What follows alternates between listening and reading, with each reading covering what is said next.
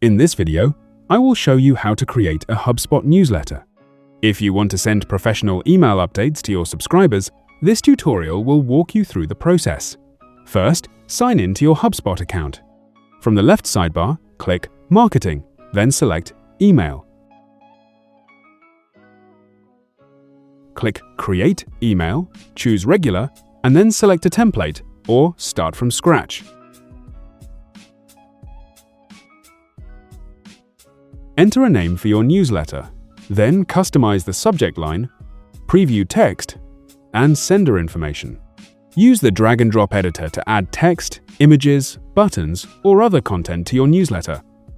Once you're happy with the design, click Review and Send. Choose your recipient list, review your email settings, and then either send the newsletter immediately or schedule it for a later time.